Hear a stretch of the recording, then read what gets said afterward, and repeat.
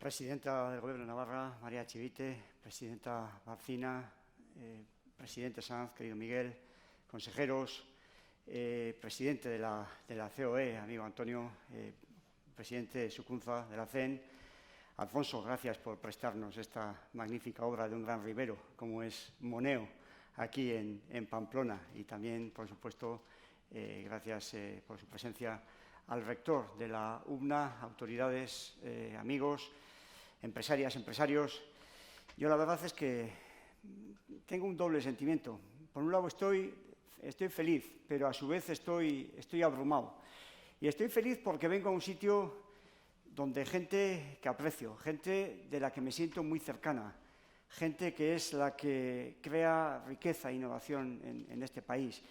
Y yo cuando me acercaba, y ayer pensando en qué iba a decir, me acordaba mucho de Manolo Torres. Estuve con él por última vez físicamente en Pamplona, pues yo creo que fue, además, Presidenta, estuvimos juntos en aquel evento 5 semanas antes o del confinamiento, finales de enero del año pasado, y luego en julio tuve ocasión de compartir algunos papeles con él. Y cuando le disteis el premio en el año 93, en este mismo organismo, digamos, de negocios, destacabais la creatividad de Manolo, destacabais su innovación, su desarrollo tecnológico.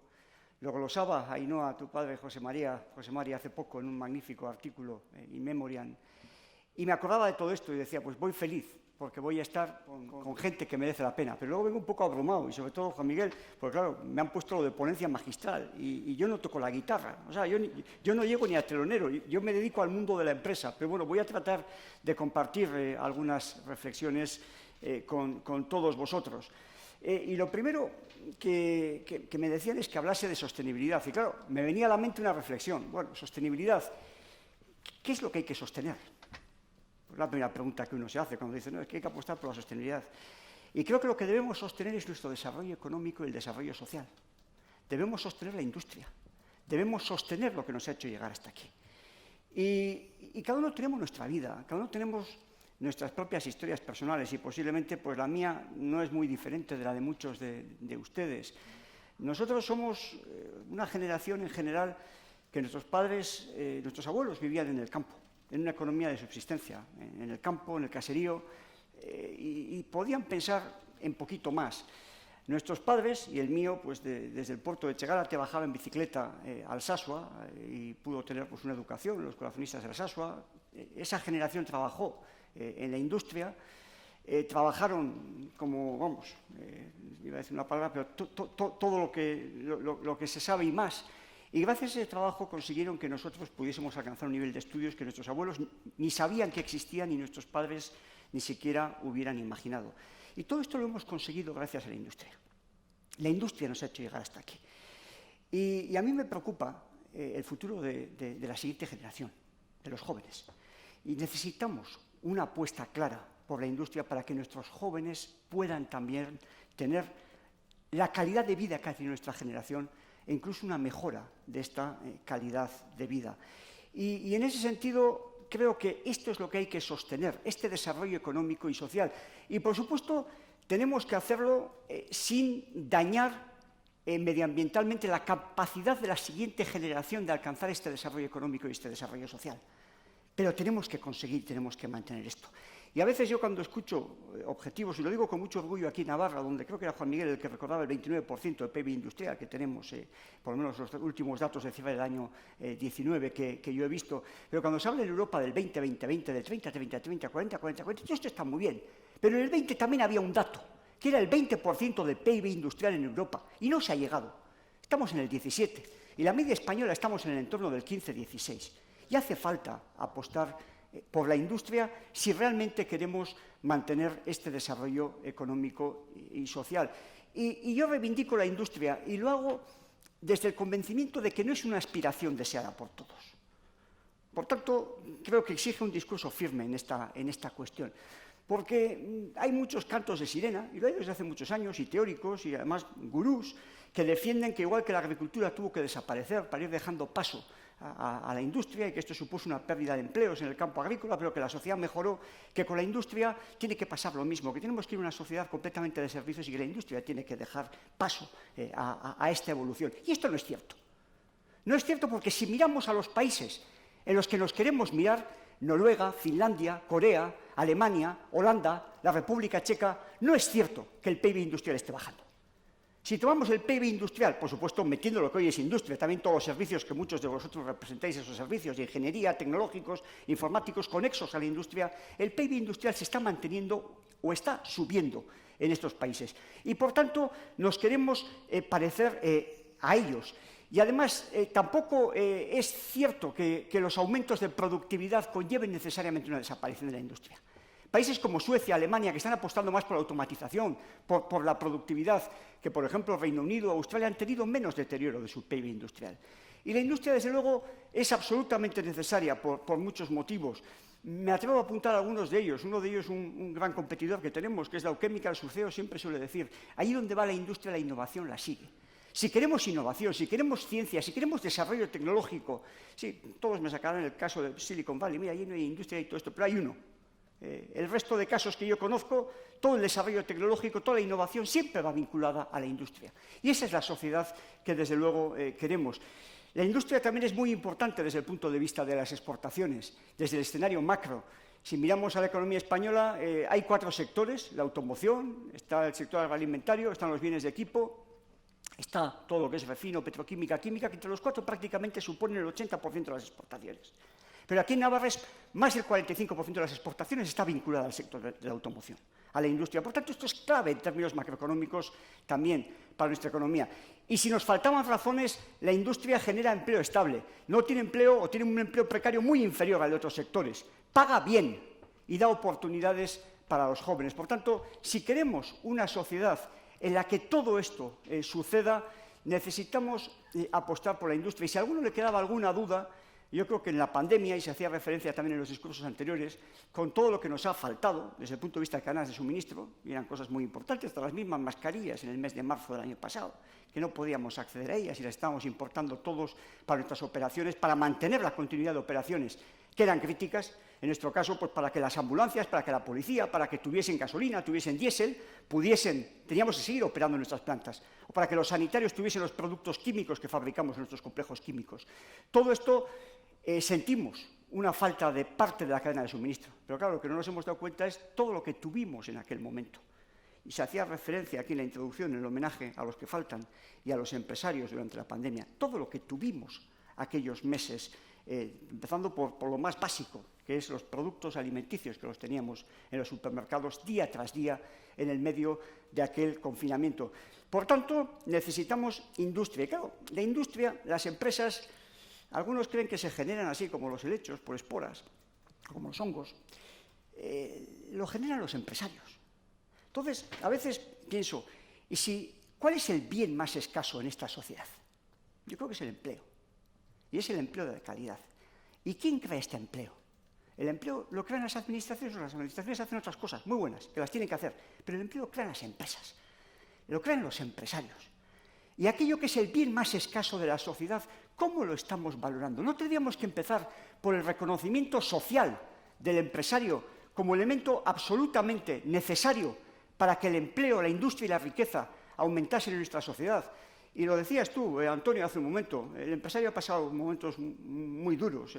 Todos nos acordamos de aquella extorsión mafiosa mal llamada impuesto revolucionario y otras muchas cosas, pero tampoco hoy en nuestra sociedad el empresario tiene el reconocimiento que tiene que tener.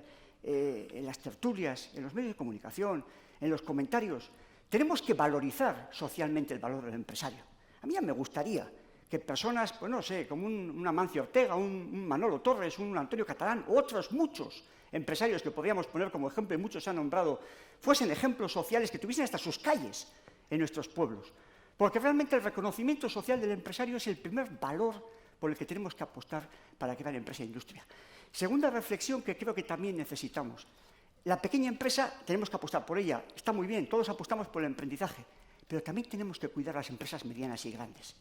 Porque a veces parece que apostamos por el emprendizaje y cuando la empresa tiene éxito, se hace grande, luego ya venga, palo, bumba, es gran empresa, ya contra todo es válido. Y no puede ser así, porque la gran empresa es la que tracciona de sectores enteros de nuestra economía.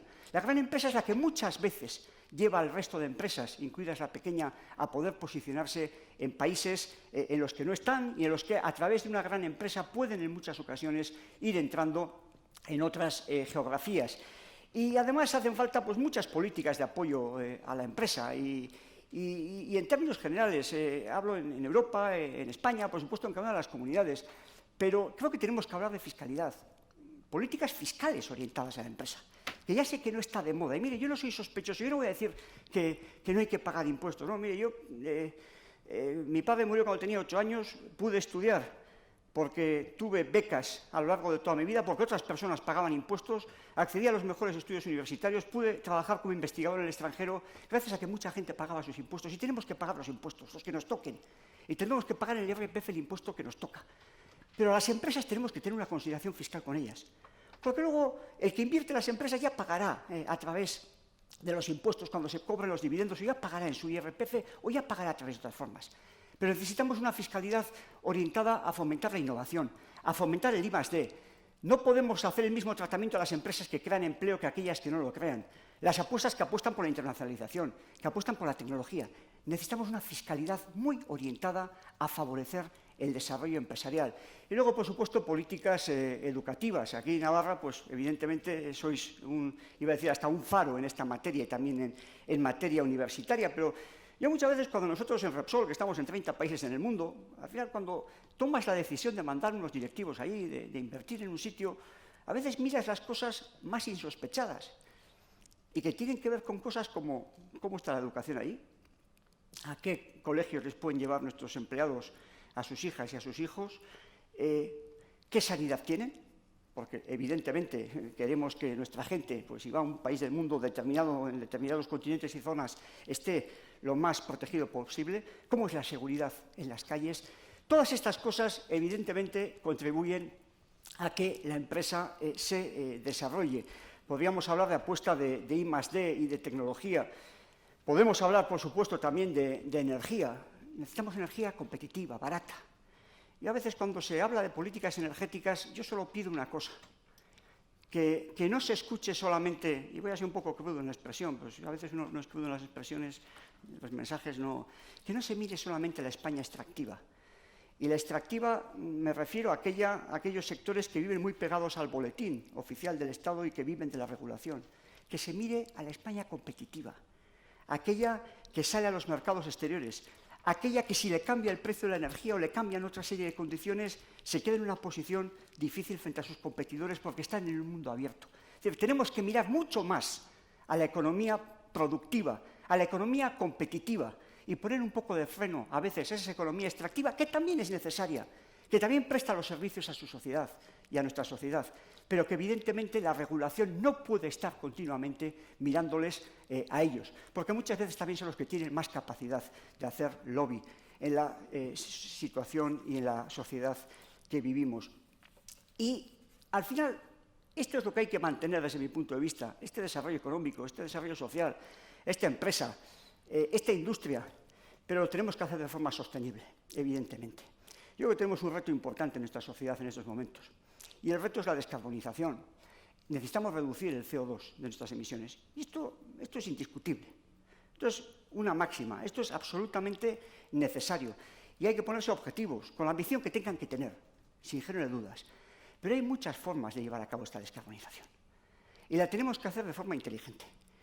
Y yo, con mucha humildad, porque evidentemente hay mucha gente que sabe de esto, hay mucha gente que tiene evidentemente sus políticas en esta materia, y yo solo represento una empresa y una cierta experiencia personal en varios ámbitos, tanto público como privado, creo que tenemos, tanto en Europa y particularmente en el caso español, tenemos condiciones, industria y tecnología para poder diseñar una ruta de descarbonización respondiendo a nuestras capacidades y fortalezas industriales y tecnológicas. Y no hacerla de cualquier manera, llevados por las modas. No hacerlo por ideología, hacerlo con tecnología, que es lo que tiene que mover las apuestas por la descarbonización. Yo me atrevo también, con mucha humildad, como decía antes, a sugerir 5 aspectos que creo que hay que cuidar o que hay que tener en cuenta como vectores en esta descarbonización. El primero, hay que velar por los intereses estratégicos. Yo ya sé los franceses lo que están haciendo. Tienen un sector nuclear potentísimo, lo cual les da una electricidad barata y hace que sus empresas puedan ser competitivas. Y tienen un vector claro estratégico francés en esta materia. Los alemanes hacen sus deberes, pero fíjense, han abierto todavía este mes de agosto una central de carbón para generar electricidad de 1000 megavatios en el Ruhr, precisamente porque consideran que el carbón del Ruhr es estratégico. Saben cuáles son los intereses estratégicos de Alemania y los están cuidando en esta descarbonización. ¿Cuál es la hoja de ruta de los intereses estratégicos, económicos, industriales españoles en esta descarbonización? Esto es lo que tenemos que atender. Sobre todo sectores que son claves, la automoción. ¿Qué va a pasar con nuestra automoción en función de cómo llevemos a cabo esta ruta de descarbonización? Creo que es muy importante, es una pregunta que nos tenemos que hacer. Sobre todo cuando miramos la lista de las 8 principales empresas exportadoras españolas, 5 son de automoción. Por cierto, otras 2 son Repsol y nuestros competidores de Cepsa. Y la octava es Inditex. No en el orden, me refiero a las 8 empresas. Por tanto, ¿cómo afecta este debate a estas empresas? Creo que esto es absolutamente necesario abordar de cara a la estrategia de descarbonización. Y además lo digo particularmente en Navarra, donde el peso de la automoción es muy importante. Segunda reflexión, descarbonización no es electrificación. Perdónenme, esto es una falacia, porque la electrificación no tiene solución para los camiones, hoy, tecnológicamente, no tiene solución para los aviones, no tiene solución para los barcos, no tiene solución para la industria del acero, no tiene solución para la industria del papel, no tiene solución para la industria del cemento, tiene solución para algunas cosas, para la movilidad ligera, parcialmente, y va a ser un vector importante. La motorización o el vehículo eléctrico va a ser una parte de esta movilidad. Pero no podemos cerrar los ojos ante otro montón de alternativas que están ya y que pueden ser perfectamente compatibles con el motor de combustión, que es, por cierto, al día de hoy una de las grandes bases de nuestra economía. Y los saltos en el vacío tienen mucho riesgo, porque hay biocombustibles, hay ecocombustibles. Estamos invirtiendo en combustibles sintéticos, combustibles que con hidrógeno y con CO2 capturado de procesos de reformado de gas natural, los combinamos en el llamado ciclo de Fischer-Tropsch, que no es nada nuevo, pero hoy hay condiciones desde el punto de vista económico para que los fundamentales económicos sean diferentes y podamos producir combustibles, bien sea gasolina, bien sea diésel, que en todo su ciclo de vida no tienen una sola emisión de CO2 globalmente, cosa que evidentemente tenemos que computar también en otro tipo de movilidades, porque a veces, digamos, bueno, aquí en el tubo de escape no hay nada, pero la minería del litio, del cobalto, del manganeso, de las tierras raras de China, también está emitiendo mucho CO2. Y que el CO2 se emita en Tafalla o que se esté emitiendo en Shanghái es exactamente lo mismo a efectos de la incidencia que tiene sobre nuestro clima. Por tanto, una apuesta muy clara por todos los vectores tecnológicos que compitan. La electricidad es uno de ellos, pero todas las tecnologías tienen que competir para ser las que den respuesta a la descarbonización. Tercera reflexión. Tenemos que mirar la foto global, y permítanme, lo traduzco un poquito entre comillas. No podemos hacer el canelo. No podemos llevar a cabo políticas de descarbonización que supongan que nuestras acerías tengan dificultades o la fabricación de aluminio para soportar los costes del CO2 o los costes eléctricos y que esto termine en que esa empresa se cierre, ese acero se produzca en Turquía, en la India, en plantas que son más ineficientes que la que estaba aquí. Por tanto, emiten más CO2 a la atmósfera, nosotros importemos esos productos, los utilicemos en nuestra vida diaria y lavemos nuestras conciencias diciendo que en Europa no emitimos CO2. Cuando el hecho de que se esté emitiendo en Turquía y se esté emitiendo más es más nocivo para el planeta que si se estuviese emitiendo, yo qué sé, en Asturias, en Galicia o en cualquier lugar de la geografía. Por tanto, tenemos que mirar la foto global de las emisiones para no exportar empresas, para no exportar empleos industriales y para no exportar tampoco emisiones de CO2 a otros lugares del mundo que terminan, en la medida que van a ser más con plantas más ineficientes, van a ser más nocivas para nuestra propia, digamos, atmósfera que lo que sería el que se hiciese con procesos más eficientes.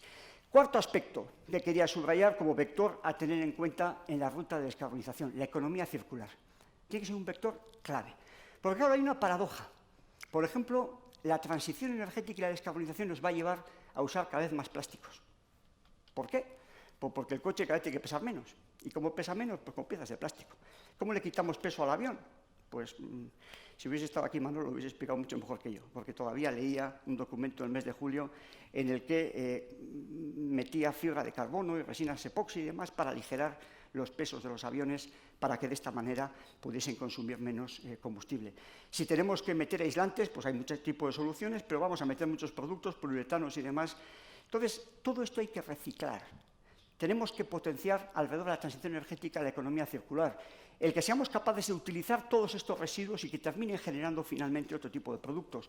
Estamos muchas empresas invirtiendo en ello. Nosotros hoy mismo, en estos momentos, por ejemplo, una parte importante del plástico de los invernaderos de todo el levante y sudeste español, que termina, digamos, procesado con procesos de pirólisis, la parte líquida de esos residuos lo estamos metiendo en nuestras refinerías como una materia prima más. En lugar de petróleo estamos metiendo eso y da lugar a muchas de las cosas o combustibles que tienen ustedes en sus depósitos. O en algunos casos estaremos hablando del biogás que venga de vertederos, convenios que también tenemos en muchas partes de la geografía y que están alimentando al día de hoy procesos industriales. Por tanto, mucho foco en la economía circular. Y una quinta reflexión que creo que es importante tener en cuenta en términos de sostenibilidad. La transición tiene que ser justa. Y claro, aquí ya entramos en el terreno subjetivo. ¿Qué es una transición justa? Yo quiero empezar, volviendo a la oración por pasiva, en el sentido de sé lo que no es una transición justa. Transición justa no es en una comarca cerrar una industria y montar un centro de interpretación y que al final aquello termine, digamos, declinando. Transición justa es que todos los sectores industriales puedan competir bajando las emisiones de CO2 de los mismos, sin que tengamos, digamos, marcos de restricción que hagan que unas tecnologías puedan competir y otras no. Porque las moléculas de CO2 no tienen ADN, las moléculas de CO2 son todas exactamente iguales. Y aquella que estamos eliminando a través de la motorización o cuando estamos en un momento determinado aislando un edificio y ahorrando en calefacción, o aquella que estamos en una refinería porque tiene unos procesos de eficiencia mayores, o estas que nos contaba Fuencisla, porque sus procesos son un 40% más eficientes en términos energéticos, todas esas moléculas están aportando lo mismo. Por tanto, tenemos que tomar la senda más eficiente, aquello que nos cueste menos desde el punto de vista social y económico para reducir esas toneladas de CO2. Esto es transición justa. Y transición justa también es que veamos cómo afecta socialmente y territorialmente la transición que estamos planteando. Porque claro, podemos plantear una transición en la cual apostemos fuertemente por impulsar una movilidad del segundo coche para las clases más pudientes, es una opción, pero evidentemente es terriblemente regresiva desde el punto de vista social y económico, porque estamos usando los impuestos de las clases más pobres y de las clases medias para financiar la movilidad de los ricos. U otra forma de ver esto es que podemos tomar, por ejemplo, y abordar lo que es el gran problema que tiene el parque automovilístico español, que es su antigüedad. La crisis de 2008 ha dejado muchas heridas en este país, pero una de ellas es que tenemos coches viejos. En el 2008 teníamos una media del parque automovilístico de 8 años y hoy creo que estamos en 13,4 o 13,6. O sea, simplemente un plan renove para que la gente que tenga el coche, independientemente del coche con el que vaya a comprar, reduciría aproximadamente en un 28% las emisiones de CO2 de todo el sector de vehículos en el país. Y además, en términos de emisiones locales, pues estaríamos hablando de un 92%, prácticamente las motorizaciones actuales, 92% de reducción en partículas y 84-86% en óxidos de nitrógeno, que son los principales contaminantes locales. Por tanto, tenemos que analizar políticas que sean también progresivas desde el punto de vista de cómo abordamos la descarbonización.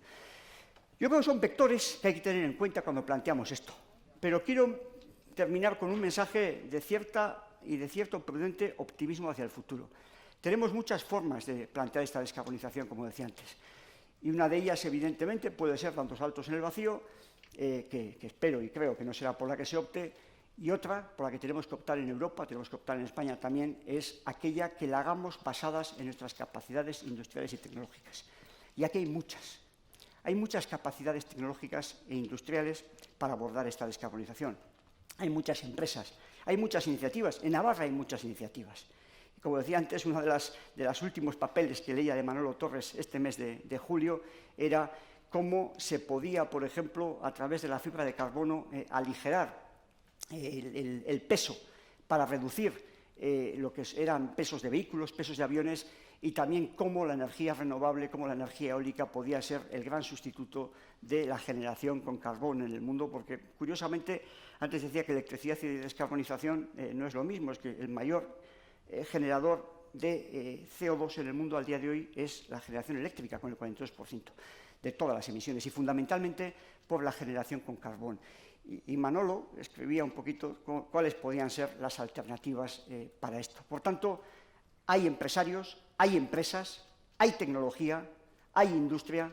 Tengamos confianza, lo decían antes, no sé si era Juan Miguel o era Antonio, todas las ayudas que vengan y todo está bien, pero lo importante es la fortaleza que tengan nuestras empresas. Y nuestras empresas tienen fortaleza industrial y tecnológica para llevar a cabo una descarbonización que nos permita una sostenibilidad, pero sosteniendo lo que tenemos que sostener, que es el desarrollo económico, el desarrollo social y un futuro para nuestros hijos que sea, como mínimo, igual al que ha sido para esta generación. Y si puede ser mejor, esperemos que así sea, mucho mejor. Muchas gracias a todos y, sobre todo, no sé quién será el premiado, yo también he oído algún rumor en el pasillo, pero muchas felicidades con anticipación. Muchas gracias.